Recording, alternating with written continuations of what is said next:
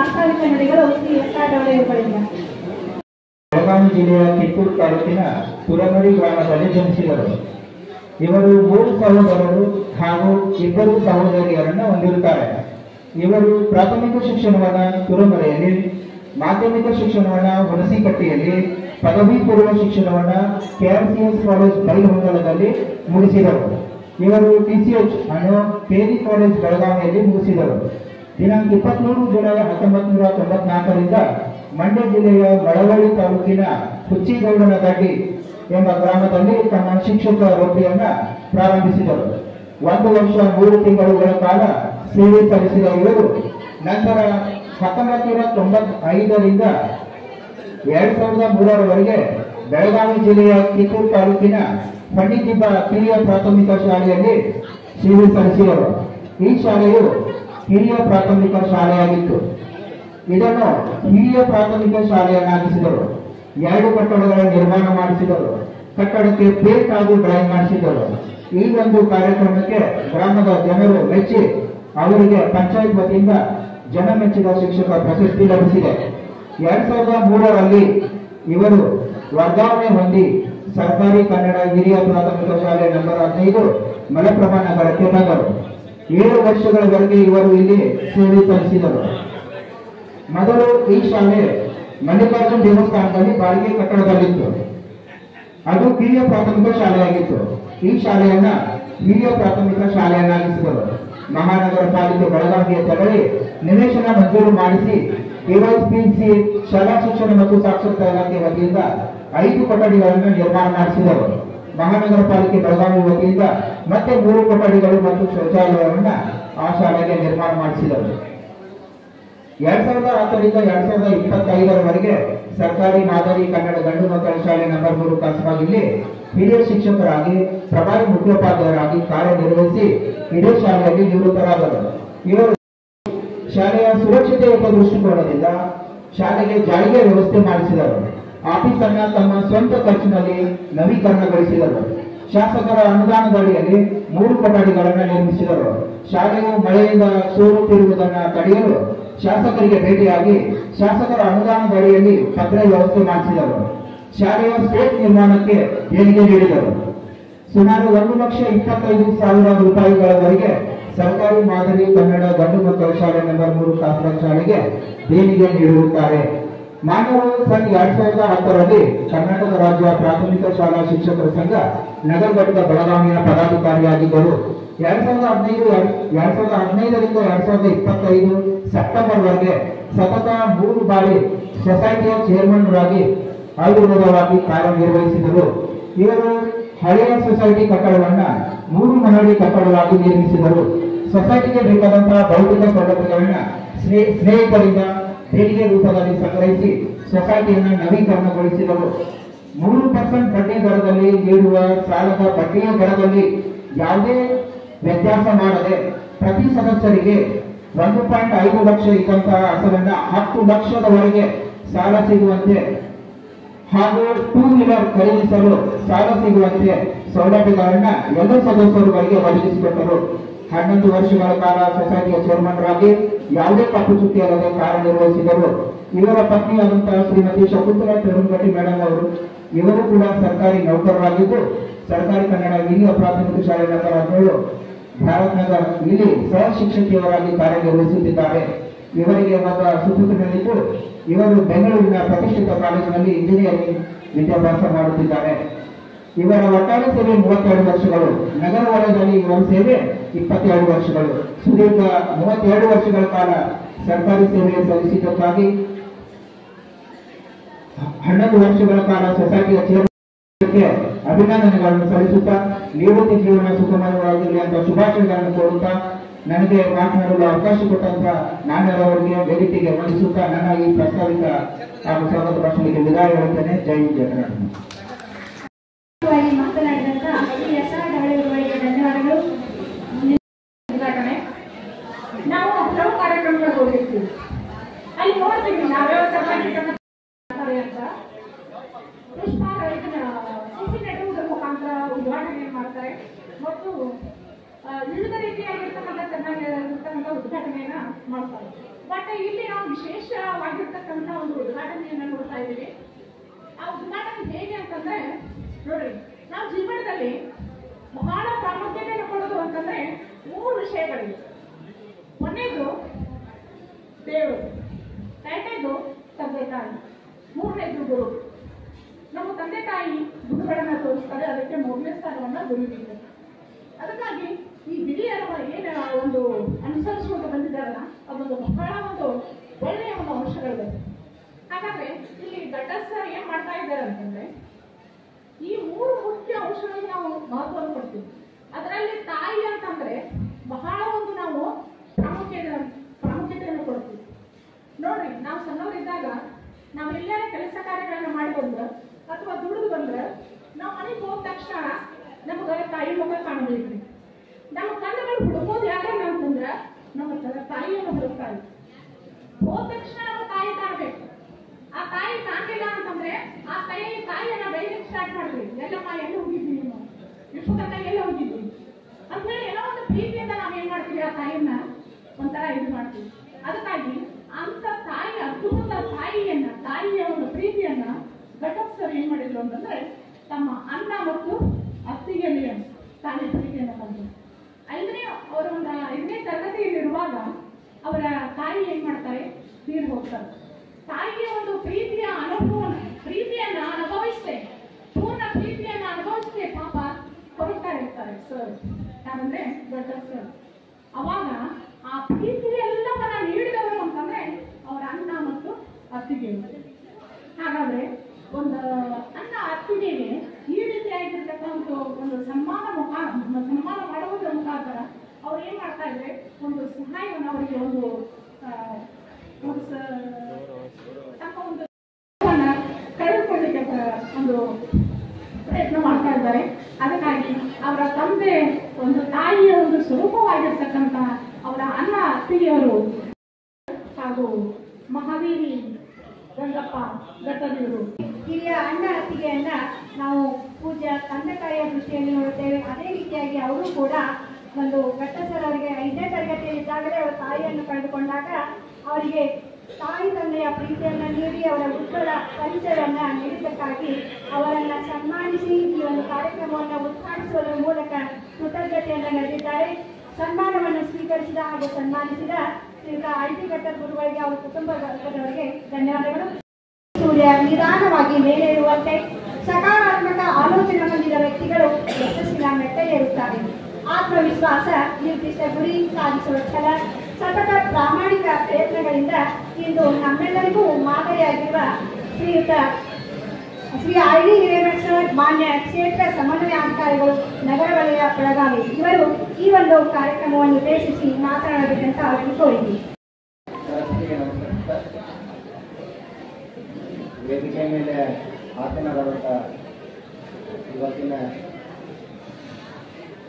ಮೂರ್ತಿಗಳು, ನಿವೃತ್ತಿ ಅನ್ನುವಂಥ ಐಡಿ ಸರ್ ಹಾಗೂ ಕುಟುಂಬದವರು, ಜಿಲ್ಲಾಧ್ಯಕ್ಷರಾದಂಥ ಸರ್, ಎಲ್ಲ ವೇದಿಕೆ ಮೇಲೆ ಆಸೀನರಾದಂಥ ಗಣ್ಯರಿಗೆ ಹಾಗೂ ತಮ್ಮೆಲ್ಲರಿಗೂ ನಮಸ್ಕಾರಗಳನ್ನು ಸಲ್ಲಿಸ್ತಾ, ಇವತ್ತಿನ ಒಂದು ಕಾರ್ಯಕ್ರಮವನ್ನು ನಾವು ಪ್ರಾರಂಭದಿಂದ ಗಮನಿಸ್ತಾ ಹೋದರೆ ಎಷ್ಟು ವ್ಯವಸ್ಥಿತವಾಗಿ ಶಿಸ್ತುಬದ್ಧವಾಗಿ ಯಾವ ರೀತಿ ಮಾಡಿದರೆ ಅನ್ನೋದನ್ನ ನೋಡಿದರೆ ನಾವು ಈ ಒಂದು ಕಾರ್ಯಕ್ರಮ ನಮಗೆಲ್ಲರಿಗೂ ಅನುಕೂಲೀಯ ಮುಖ್ಯವಾಗಿ ಫಾಲೋ ಅಪ್ ಮಾಡಬೇಕಾಗುತ್ತೆ. ಅವರ ಒಂದು ಸಂಸ್ಕೃತಿ ಸಂಸ್ಕಾರವನ್ನು ತಿಳಿಸ್ಬೋದು. ಸರ್ ಪರಿಚಯ ಒಂದೊಂದು ಸಂದರ್ಭದಾಗ ನನ್ನ ತಲೆಯೊಳಗೆ ಕೆಲವೊಂದು ವಿಚಾರಗಳು ಹೊಳೆಯಾಗ್ತಿದ್ವು. ಕಿತ್ತೂರಿನ ಹುಲಿ, ಮಂಡ್ಯದ ಗಂಡು, ನೀವು ಎರಡು ಮ್ಯಾಚ್ ಆಗಿಲ್ಲ, ಏನಾಗಿಲ್ರಿ. ಒಂದು ನಾವು ಕಿತ್ತೂರು ಹುಲಿ ಇರಬೇಕಾಗ್ತದ, ಇಲ್ಲಾಂದ್ರೆ ಸೌತ್ ಸೈಡ್ದವರು ಮಂಡ್ಯದ ಗಂಡು ಆಗೋದು. ಈ ಕಿತ್ತೂರಿನ ಹುಲಿ ಮಂಡ್ಯದ ಗಂಡು ಆಗಿ ಅಲ್ಲಿ ಕೆಲಸ ಮಾಡಿಬಿಟ್ಟು ನಮ್ಮ ಉತ್ತರ ಕರ್ನಾಟಕದ ಸಂಸ್ಕೃತಿ ಸಂಪ್ರದಾಯವನ್ನು ಅಲ್ಲಿಯೂ ಪಸರಿಸಿದ್ದಾರೆ ಅಂತೇಳಿ ನನ್ನ ಭಾವನೆ. ನಂತರ ವರ್ಗಾವಣೆ ಆದಾಗೆ ವನ್ಯಜೀವದಲ್ಲಿ ವನ್ಯಜೀವವನ್ನು ಹೊನ್ನಾಗಿ ಕನ್ವರ್ಟ್ ಮಾಡಿರಬೇಕು. ಶಾಲೆಗಳನ್ನ ಒಬ್ಬರ ಶಿಕ್ಷಕರ ಶಕ್ತಿ ಹೆಂಗಿರ್ತದಂದ್ರೆ ಒಂದೇ ದಿಬ್ಬವನ್ನ ಹೊನ್ನಾಗಿ ಕನ್ವರ್ಟ್ ಮಾಡಿರ್ಬೋದು. ಒಂದು ತಾಳ್ಮೆ. ಮಲಪ್ರಭಾ ನಗರಕ್ಕೆ ಬಂದಂದ್ರೆ ಆ ಮಲಪ್ರಭಾವಿಗೂ ನಮಗೂ ಕಿತ್ತೂರಿಗೂ ನಮ್ಮ ಬೆಳಗಾವಿ ಜಿಲ್ಲೆಗೆ ಒಂದು ಬಹಳ ಅವಿನಾಭಾವ ಸಂಬಂಧ ಏನ್ರಿ. ಅವ್ರ ಮತ್ತೆ ಮಲಪ್ರಭಾ ನದಿ ಹುಟ್ಟಿ ಬೆಳೆದು ನೀರು ಕುಡಿದು ದೊಡ್ಡವರಾದ್ರಿಂದ ಮತ್ತೆ ಎಲ್ಲಿ ಬರ್ಬೇಕಾಯ್ತು? ಮಲಪ್ರಭಾ ನಗರ ಶಾಲೆಗೆ. ಸೊ ನಂತರ ಖಾಸವಾಗಿ ಖಾಸ್ ಮನುಷ್ಯ ಆಗ್ಬೇಕಲ್ಲ ಕೊನೆಗೆ ಏನಾಗುದ್ರಿ? ಖಾಸವಾಗಿ ಬಂದ ವರ್ಡ್ ಖಾಸ್ ಮನುಷ್ಯ ಆಗ್ಬೇಕು ನಮ್ಮೆಲ್ಲರಿಗೂ ಮಾದರಿ. ನಾನು ಹೆಡ್ ಮಾಸ್ಟರ್ ಇದ್ದಾಗ ರಾಮಚಂದ್ರನಾಗ ಹೆಡ್ ಮಾಸ್ಟರ್ ಇದ್ದಾಗ ಸರ್ಗೆ ನನಗೆ ಸ್ವಲ್ಪ ಕನೆಕ್ಟ್ ಇದ್ದು ಯಾವುದೋ ಒಂದು ಕಾರಣದಿಂದ ಅವರು ಶಾಲೆಗೆ ಭೇಟಿ ನೀಡುವಂತ ಸಂದರ್ಭ ಬಂದ. ಅವಾಗ ಅವರನ್ನ ತಾಳ್ಮೆ ಇಲ್ಲಿವರೆಗೆ ನಾವು ಅವರಲ್ಲಿ ಗಮನಿಸಿದಂತ ಹೇಳಿದ್ರೆ ಬಹಳಷ್ಟು ಕೂಲ್ ಮನುಷ್ಯ. ನಾವು ಬಹಳಷ್ಟು ಕೆಲಸಗಳನ್ನ ಏನೋ ಇಲಾಖೆ ಕೆಲಸಗಳನ್ನ ಇರುವಂತ ಸಂದರ್ಭದಲ್ಲಿ ಒತ್ತಡಗಳನ್ನ ಮಾಡಿ ಒತ್ತಾಯಪೂರ್ವಕವಾಗಿ ಕೆಲಸ ತೆಗೆದುಕೊಳ್ಳುವಂತ ಸಂದರ್ಭಗಳು ಸರಿ ಸ್ವಲ್ಪ ಸಮಾನ. ಯಾಕಂದ್ರೆ ಹೆಂಗಂದ್ರೆ ಎನರ್ಜಿ ಹೆಂಗೆ ಫ್ಲೋ ಆಗಿರ್ತದಂದ್ರೆ 20 to 40 ಭಾಳ ಫ್ಲೋ ಆಗಿರ್ತಾವ ನಾವು. ಸರ್ ನಮ್ಮನ್ನೆಲ್ಲ ತಡೆದು ಆಸ್ ಎ ಆಣೆಕಟ್ಟು ಥರ ನಮ್ಮ ಎನರ್ಜಿಯನ್ನ ಕನ್ವರ್ಟ್ ಮಾಡಿಬಿಟ್ಟು ಸರಿಯಾಗಿ ಫ್ಲೋ ಆಗುವಂತೆ ನಮಗೆಲ್ಲ ಮಾರ್ಗದರ್ಶನ ಮಾಡಿದ್ರು. ಸೊ ಅವ್ರ ಒಂದು ಅಧ್ಯಕ್ಷರಾಗಿ ಸೊಸೈಟಿ ಅಧ್ಯಕ್ಷರು ಸೊಸೈಟಿಯನ್ನ ಬಹಳಷ್ಟು ಮೆಂಜು ಮಾಡಿದ್ದಾರೆ. ಮೊದಲು ಎಲ್ಲೆಲ್ಲ ಮೀಟಿಂಗ್ ಇತ್ತು, ಬಹಳಷ್ಟು ಮೆಂಜು ಮಾಡಿ ದೊಡ್ಡ ಬಿಲ್ಡಿಂಗ್ ಅನ್ನ ಮಾಡಿದ್ದಾರೆ. ಒಬ್ಬರು ಶಿಕ್ಷಕರಾದವರು ಒಬ್ಬರು ಶಿಕ್ಷಕರಾಗಿ ಉಳಿದ್ಬಿಟ್ಟು ಅಲ್ಲೇ ಎಲೆಮರೆಯ ಕಾಯಿ ಅಂತ ಕೆಲಸ ಮಾಡೋರು ಭಾಳ ಜನ ಇರ್ತಾರೆ. ಎಲೆಮರೆಯ ಕಾಯಿ ಅಂತ ಕೆಲಸ ಮಾಡೋದ್ರ ಜೊತೆಗೆ ಸಮಾಜಕ್ಕೆ ಏನಾದ್ರು ನಾವು ಬೆಸ್ಟ್ ಏನು ಮಾಡ್ಬೋದು, ನಮ್ಮ ಶಿಕ್ಷಕರಿಗೆ ಏನು ಬೆಸ್ಟ್ ಮಾಡ್ಬೋದು, ಸೊಸೈಟಿಗಳನ್ನ ಸ್ಥಾಪನೆ ಮಾಡಿ ಅವ್ರ ಕುಟುಂಬಗಳಿಗೆ ಏನು ಬೆಸ್ಟ್ ಮಾಡ್ಬೋದು, ಶಾಲೆಗಳನ್ನ ಸ್ವಂತ ಕಟ್ಟಡ ಮಲಪ್ರಭಾ ಸ್ವಂತ ಕಟ್ಟಡ ಮಾಡಿಸ್ಕೊಟ್ರು. ಸ್ಥಿತಿಯೊಳಗೆ ಯಾರು ಮಾಡ್ತಾರ್ರಿ? ಸಾಧ್ಯದನಾ? ಈಗ ತಮಗೆಲ್ಲ ಗೊತ್ತದ, ಸುಮಾರು 1 ವರ್ಷದಿಂದ ನಾನು ಈ ಸರ್ಕಾರಿ ಶಾಲೆ ಅಭಿಯಾನ ಮಾಡೋಂಥ ಸಂದರ್ಭದಲ್ಲಿ ಬಹಳಷ್ಟು ಕಾರ್ಪೊರೇಷನ್ ಕಮಿಷನರ್ ನಮ್ಮ ಒಂದು ಮಾತು ಹೇಳಿಬಿಟ್ಟಿದ್ದಾರೆ, ನಿಮ್ಮ ಹೆಸರಿಗೆ ಹ್ಯಾಂಡ್ ಮಾಡಂಗಿಲ್ಲ. ಬಟ್ ನಾ ಏನು ಕೊಡ್ತೇನೆ? NOC. ನಮ್ಮಲ್ಲಿ ಹೆಂಗೆ ಮಕ್ಕಳ ಸಂಖ್ಯೆ ಹೆಚ್ಚು ಮಾಡಬೇಕು, ದಾಖಲಾತಿ ಹೆಚ್ಚು ಮಾಡಬೇಕು, ಗುಣಾತ್ಮಕ ಶಿಕ್ಷಣ ಕೊಡಬೇಕು ಅನ್ನೋಂಥ ಯೋಜನೆಗಳು ಇರ್ತಾವೆ. ಅವ್ರ ಕಡೆ ಆಸ್ತಿ ತೆರಿಗೆ ಹೆಚ್ಚು ಮಾಡಬೇಕು ಅನ್ನೋಂಥ ಯೋಜನೆಗಳು ಇರ್ತಾವೆ, ಏನೇನೋ ಇರ್ತಾವೆ. ಸೊ ಆಗಿನ ಕಾಲದಲ್ಲಿ ಶಾಲೆಗೆ ಹೆಸರಿಗೆ ಆಸ್ತಿ ಮಾಡೋದ್ರ ಬಹಳ ಕಡಿಮೆ. ಯಾಕಂದ್ರೆ ಅವ್ರ ಸಂಸ್ಕಾರ ಸಂಸ್ಕೃತಿಗಳು ಕೆಲವೊಂದು ಸಮಾಧಾನ ವಿಧೇಯತೆ ಇವೆಲ್ಲ ನಮಗೂ ಸಹ ಏನಾಗ್ತವೆ ಪಾಲಿಸಲಿಕ್ಕೆ ನಡೆಸ್ಕೊಂಡು ಹೋಗ್ಲಿಕ್ಕೆ ಯೋಗ್ಯತೆಯನ್ನ ಅವರು ಪಡೆದು ನಮಗೂ ಸಹ ಕೊಡುವಂತ ಸ್ಥಾನದಾಗಿದ್ದಾರೆ. ಈ ನಿಟ್ಟಿನಲ್ಲಿ ತಾವೆಲ್ಲರೂ ಬಹಳ ಖುಷಿಯಿಂದ ಬಂದರೆ ಸಂಭ್ರಮ ಶನಿವಾರ ಬಂದರು. ಈ ಸಂಭ್ರಮ ಶನಿವಾರದಲ್ಲಿ ಘಟೋತ್ಸವ ಸಂಭ್ರಮವನ್ನು ನೋಡ್ಲಿಕ್ಕೆ ನಮಗೆ ಭಗವಾನ್ ಅವಕಾಶ ಮಾಡಿಕೊಟ್ಟಿದ್ದಾನೆ.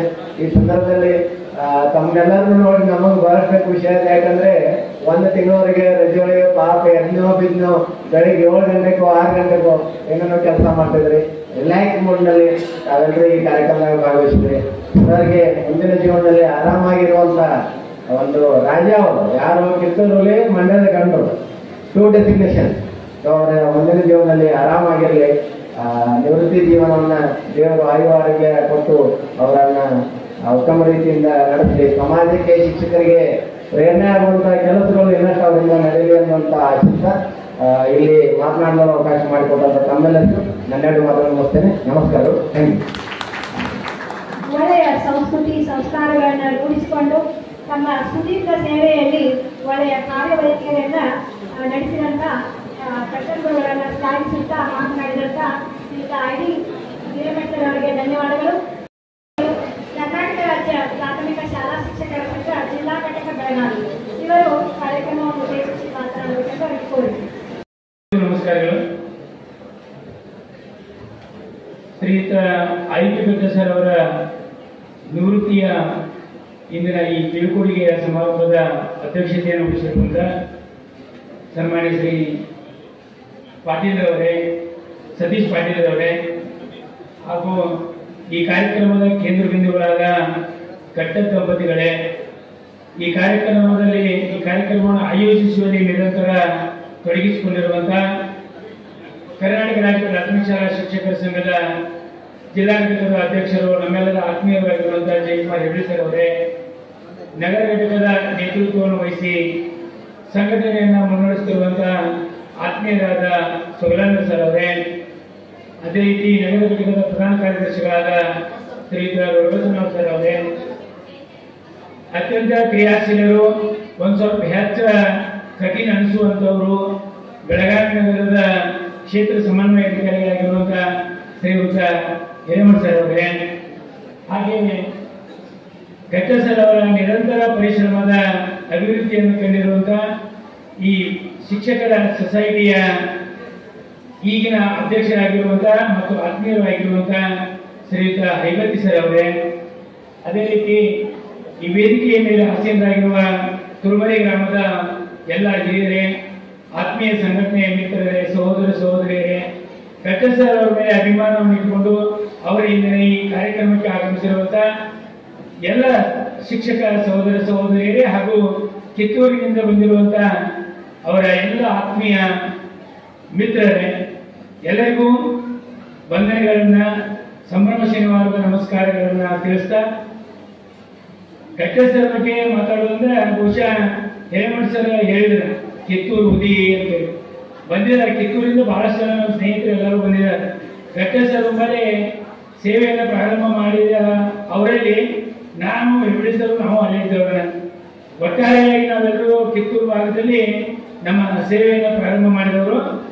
ಅವಾಗ ಕಿತ್ತೂರು ಅಂತಂದ್ರೆ ಬೈಲಹೊಂಗಲ ತಾಲೂಕಿನೊಳಗೆ ಅತ್ಯಂತ ರಿಮೋಟ್ ಏರಿಯಾ. ಈ ತಾಲೂಕಾಗಿ ಒಂದು ಸ್ವಲ್ಪ ಹೆಚ್ಚು ಅನುಕೂಲಗಳನ್ನು ಪಡ್ಕೊಳ್ಳುವಂಥದ್ದು. ಮೊದಲು ತಾಲೂಕಾ ಪ್ಲೇಸ್ನಿಂದ ಬಹಳಷ್ಟು ದೂರ ಇರುವಂಥದ್ದು. ನಮ್ಗೆ ಏನಾರ ಆದ್ರೆ ಕಿತ್ತೂರಾಗಿನವ್ರಿಗೆ ಏನಾರ ಆದ್ರೆ ಬೈಲಹೊಂಗಲ ಸುದ್ದಿ ಹೋಗೋದು ಭಾಳ ತಿರ್ತದೆ. ಯಾಕಂದ್ರೆ ಫೋಟೋ ಇರಲಿಲ್ಲ, ಏನೂ ಇರಲಿಲ್ಲ, ಯಾರು ಹೋಗಿ ಹೇಳಬೇಕು ಬೈಲಹೊಂಗಲ ಬಿಒ ಆಫೀಸಿಗೆ ಸುದ್ದಿ ಮುಡಿಸ್ಬೇಕಂದ್ರೂ ಕಷ್ಟ ಇರ್ತಿತ್ತು. ಅಂತ ರಿಮೋಟ್ ಏರಿಯಾದಲ್ಲಿ ಇರುವಂತಹ ಕಿತ್ತೂರಿನ ಆ ಎಲ್ಲ ಪ್ರದೇಶದಲ್ಲಿ ಅತ್ಯಂತ ನಿಷ್ಠೆಯಿಂದ ತಮ್ಮನ್ನು ತಾವು ತೊಡಗಿಸಿಕೊಂಡು ಕಾರ್ಯವನ್ನು ನಿರ್ವಹಿಸಿ ಶಿಕ್ಷಕ ವೃತ್ತಿಗೆ ಒಂದು ಮೆರಗನ್ನು ತಂದು ಮತ್ತು ನಮ್ಮಂತವ್ರಿಗೆ ಎಲ್ಲರಿಗೂ ಜೊತೆಯಾಗಿರುವಂತವ್ರಿಗೆ ಎಲ್ಲರಿಗೂ ಮಾರ್ಗದರ್ಶನ ಮಾಡಿರುವಂತವರು ಘಟ್ಟ ಸರ್ ಅವರು. ಆದ್ರೆ ಅವರು ನಾವಿನ್ನೂ ಎಲ್ಲರೂ ಕಿತ್ತೂರಾಗಿದ್ದು, ಎಬ್ಬಿಸಲು ನಾವು ಎಲ್ಲರೂ ಕಿತ್ತೂರಾಗಿದ್ದು. ತಕ್ಷಣಕ್ಕೆ ಕಿತ್ತೂರು ಬಿಟ್ಟು ಬೆಳಗಾವಿ ಸಿಟಿಗೆ ಬಂದ್ರೆ ಅವರು ನಾವೆಲ್ಲರೂ ಅವಾಗಿದ್ದು ಯಾಕೆ ಬೆಳಗಾವಿ ಹೋದ್ರು, ಬೆಳಗಾವಿದಾಗ ಏನಿತ್ತು ಅಂತಂದ ಬೆಳಗಾವಿ ಬರುವಂಥದ್ದು ಏನೈತಿ, ಮತ್ತೆ ಬೆಳಗಾವಿ ಬರುವಂಥದ್ದಲ್ಲ ಬೆಳಗಾವಿ ಮಾಡೋದೇನೈತಿ. ಯಾಕಂದ್ರೆ ಬೆಳಗಾವಿ ಜಿಲ್ಲಾ ಕೇಂದ್ರ ಸ್ಥಳ, ಇಲ್ಲಿ ಇರೋ ಎಲ್ಲಾ ಟೀಚರ್ಸ್ಗಳು ಎಲ್ಲಾ ಕೆಲಸ ಮಾಡಿ ಮುಗಿಸ್ಬಿಟ್ಟಿರ್ತಾರೆ. ಇಲ್ಲಿ ಏನೂ ಕೆಲಸ ಮಾಡಕ್ಕಿಲ್ಲ, ಶಾಲೆಗಳಲ್ಲಿ ಆರಾಮಾಗಿನೇ ಇರ್ಬೋದು. ಘಟ್ಟ ಸರಿ ಕ್ರಿಯಾಶೀಲಿರ್ತಾರೆ, ಅಲ್ಲೇ ಹೋದ್ರು ಅಂತ ಮಾತಾಡ್ಕೊಂಡಿರ್ತೀವಿ ನಾವು. ಆದ್ರೆ ಇಲ್ಲೇನೂ ಒಂದು ಕೆಲಸ ಹೋಗಿ ನಿರಂತರವಾಗಿ ಬೆಳಗಾವಿ ನಗರ ವಲಯದಲ್ಲಿ ಬಹಳಷ್ಟು ಅತ್ಯುತ್ತಮವಾದಂತಹ ಕೆಲಸಗಳನ್ನು ಮಾಡಿ ನಮಗೆಲ್ಲರಿಗೂ ಮಾರ್ಗದರ್ಶಕರಾದಂಥವರು. ಅದರಲ್ಲಿ ವಿಶೇಷವಾಗಿ ಪಾಟೀಲ್ ಸರ್ ಅವ್ರ ಬಗ್ಗೆ ಹೇಳಿದ್ರೆ 11 ವರ್ಷಗಳ ಕಾಲ ಸೊಸೈಟಿ ಒಳಗೆ ಏನೂ ಕಪ್ಪು ಚುಕ್ಕಿ ಇಲ್ಲದ ಕೆಲಸ ನಿರ್ವಹಣೆ ಮಾಡಿದಂತ ಅದು ಬಹಳ ಅದ್ಭುತವಾದಂತ್ರಿ. ಯಾಕಂದ್ರೆ ಒಂದು ಹಣಕಾಸು ಸಂಸ್ಥೆ ಒಳಗ ಅದ್ರ ನೇತೃತ್ವವನ್ನು ವಹಿಸ್ಕೊಂಡು ಕೆಲಸ ಮಾಡುವಂತಾಗ ಅಲ್ಲಿ ಯಾರು ನೀ ಕೆಟ್ಟ, ನೀ ಅಂತ ಕೆಲಸ ಮಾಡಿದಿ, ನೀ ರೊಕ್ಕ ತಿಂದಿ, ನೀ ರೊಕ್ಕದೊಳಗೆ ವ್ಯತ್ಯಾಸ ಮಾಡಿದಿ ಅಂತ ಏನೂ ಅನ್ನುತ್ತೇನೆ ಆ ಕೆಲಸ ಮಾಡ್ಬೇಕಂದ್ರೆ ಬಹಳ ಎಚ್ಚರಿಕೆ ಇರಬೇಕು. ಮೈಯೆಲ್ಲ ಚೆನ್ನಾಗಿರ್ಬೇಕು. ಅದಕ್ಕೆಲ್ಲಕ್ಕಿಂತಲೂ ಹೆಚ್ಚಾಗಿ ಏನಂದ್ರೆ ಪ್ರಾಮಾಣಿಕತೆ ಇರಬೇಕು. ಎಲ್ಲಿ ಅಷ್ಟೊಂದು ಗಟ್ಟಿ ಮುಟ್ಟಾದಂತಹ ಪ್ರಾಮಾಣಿಕತೆ ಇರ್ತಿದ್ವ ಅಲ್ಲಿ ಅವೆಲ್ಲ ಯಾವುದೇ ಚುಕ್ಕಿಗಳು ಬರುವಂತ ಪ್ರಶ್ನೆನೇ ಬರುವುದಿಲ್ಲ. ಹಂಗೆ ಘಟ್ಟ ಸರ್ ನಿರಂತರವಾಗಿ 11 ವರ್ಷಗಳ ಕಾಲ ಅದನ್ನ ಯಾವುದೇ ರೀತಿಯ ಸಮಸ್ಯೆಗಳು ಬದಲಾದಂಗ ಮತ್ತು ನಿರಂತರವಾಗಿ ಅಭಿವೃದ್ಧಿ ಹೊಂದುವಂಗ ಆ ಸಂಸ್ಥೆಯನ್ನು ಬೆಳೆಸಿದರು. ಅದಕ್ಕೆ ನಮ್ಮ ಆಗಿರ್ಬೋದು, ಹೈಬತ್ತಿ ಸರ್ ಆಗಿರ್ಬೋದು, ರಾಜಣ್ಣ ಸರ್ ಆಗಿರ್ಬೋದು, ಎಲ್ಲರಿಗೂ ಬೆನ್ನೆಲುಬಾಗಿ ನಿಂತ ಯಾವುದೇ ಶಿಕ್ಷಕಷ್ಟೇ ಇರುವಂತಹ ಕೆಲಸವನ್ನು ಮಾಡೋದಕ್ಕೆ ನಿರಂತರವಾಗಿ ತಮ್ಮನ್ನು ತಾವು ತೊಡಗಿಸಿಕೊಂಡು ಕೆಲಸ ಮಾಡಿದ್ದನ್ನು ನಾವೆಲ್ಲರೂ ಕರ್ನಾಟಕ ಗೆದ್ದಿರುವಂಥದ್ದು. ಅವರ ಅನುಭವ ಮುಂದಿನ ದಿನಗಳಲ್ಲಿ ಬಹುಶಃ ನಿವೃತ್ತಿ ಆಗಿರೋದ್ರೆ ಟೀಚರ್ ನಿವೃತ್ತಿ ಆಗುತ್ತಾನೆ, ಅವ್ರೇನು ನಿವೃತ್ತಿ ಆದಂಗೆ ಅಲ್ಲ. ಯಾಕಂದ್ರೆ ಅಲ್ಲಿ ತನಕ ನಾವು ಪೂರ್ವ ಪ್ರಮಾಣದ ಶಾಲೆ ಸಂಪರ್ಕದಲ್ಲಿ ಇರಬೇಕಾಗ್ತೈತಿ. ಅದು ಆದ ನಂತರ ಇಬ್ಬರು ಅತ್ಯಂತ ಕ್ರಿಯಾಶೀಲರಾಗಿ ನಮ್ಮ ಶಿಕ್ಷಕರಿಗೆ, ಶಿಕ್ಷಣ ಇಲಾಖೆಗೆ ಮತ್ತು ಶಿಕ್ಷಣ ಕ್ಷೇತ್ರಕ್ಕೆ ಬಹಳಷ್ಟು ಉಪಯೋಗವಾಗುವಂತಹ ಮಾರ್ಗದರ್ಶನವನ್ನ, ಅವರ ಅನುಭವವನ್ನು ನಮಗೆಲ್ಲರಿಗೂ ನೀಡಿ ಭಗವಂತ ಭಾರತ ಮಾತೆ ಅವರಿಗೆ ಆಯುರಾರೋಗ್ಯ ಐಶ್ವರ್ಯವನ್ನು ಕೊಡಲಿ, ಇನ್ನೂ ಹೆಚ್ಚು ಅವರು ಸಮಾಜ ಸೇವೆಯನ್ನು ಮಾಡುವಂತಾಗಲಿ ಅಂತ ಎಲ್ಲರ ಪರವಾಗಿ, ಅವರ ಅಭಿಮಾನಿ, ಅವರ ಹಿತೈಷಿಗಳ ಪರವಾಗಿ ದೇವರಲ್ಲಿ ಪ್ರಾರ್ಥನೆ ಮಾಡಿಕೊಳ್ತಾ ನನಗೆ ಅವಕಾಶ ಮಾಡಿಕೊಡುವುದಕ್ಕೆ ಎಲ್ಲರಿಗೂ ಒಂದಿಸಿ ನನ್ನ ಮಾತುಗಳನ್ನು ಮುಗಿಸ್ತೀನಿ. ಧನ್ಯವಾದಗಳು. ಅನುಭವವನ್ನು ಹಂಚಿಕೊಂಡು ಇನ್ನೆರಡು ಮಾತುಗಳನ್ನು ಮಾತಾಡುತ್ತಿದ್ದಾನೆ. ಅವರಿಗೆ ಧನ್ಯವಾದಗಳು. ಧನ್ಯವಾದಗಳು. ಶುಭ ದಿನ ಸರ್ವರಿಗೂ ಒಳಿತಾಗಲಿ. ಎಲ್ಲರಲ್ಲಿ ದೇವರು ನೋಡೋಣ. ಸರ್ವೇ ಜನ ಸುಖಿನೋ ಭವಂತು.